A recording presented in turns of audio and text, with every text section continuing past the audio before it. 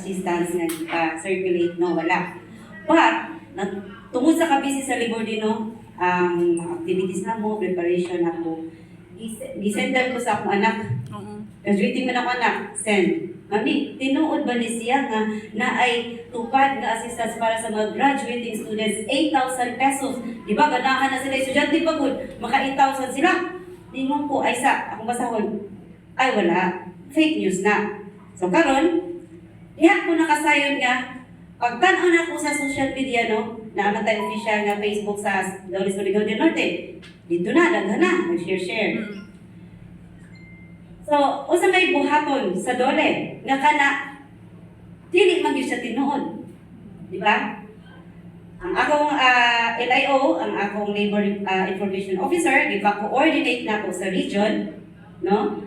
Kay dili naman siya good ang issue ay solely for Surigao del Norte. Wala man ko'y nag-ingon nga sa Surigao del Norte na ay maghatag ng tupad Dole Surigao del Norte. Kundi kadaghanan niya ang nangutanan po nga uban, sumala sa ako ang mga kanang kauban sa department ay naay taga Manila, naay taga lahi-lahi nga lugar. So, ibig sabihin, dili lang sa Surigao del Norte no? So, coordinate na ko ang LIO sa regional office kung unsay kailangan ba mag-post sa amo ang FB nga kami mismo nga advisory nga kana ay dili tinuod, no?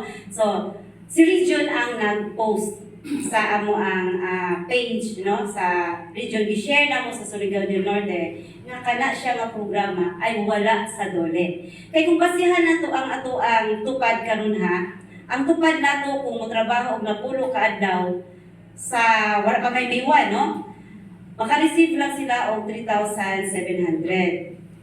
Kung motrabaho sila og 15 days, pila man siya atong mga tupad coordinators, 5,250, tama ba? Maulang na. Asa man ang 8,000, no? Nga assistance sa mga estudyante, graduating students. Bisan pag-ibutan pa din niya, elementary daw, appeal, high school. O di ba, di ganahan din ang mga estudyante, lalo mga 8,000. Unsa may requirements, ID lang puno, school ID.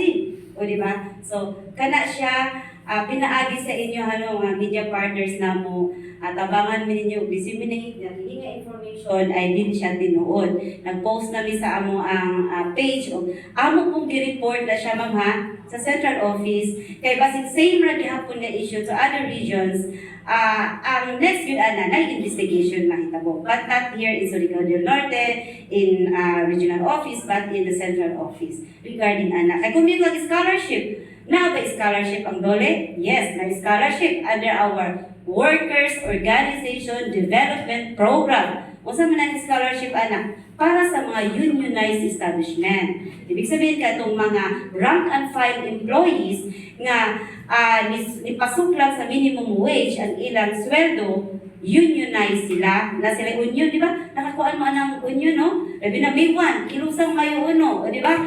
So, kung naa sila yung mga anak nga gusto mo eskwela o dili sila capable nga mohatag sa mapa-eskwela tungod kay minimum wage ra ang ilahang trabaho, union member siya, so pwede siya mo-apply scholarship sa Dole under sa among would-be program, pero wala ning under tupad assistance sa mga estudyante. So I hope ang among media partners sa Surigao del Norte mutabang o disseminate na kini nga information ay dili tinuod. Thank you. Thank you so much, ma'am.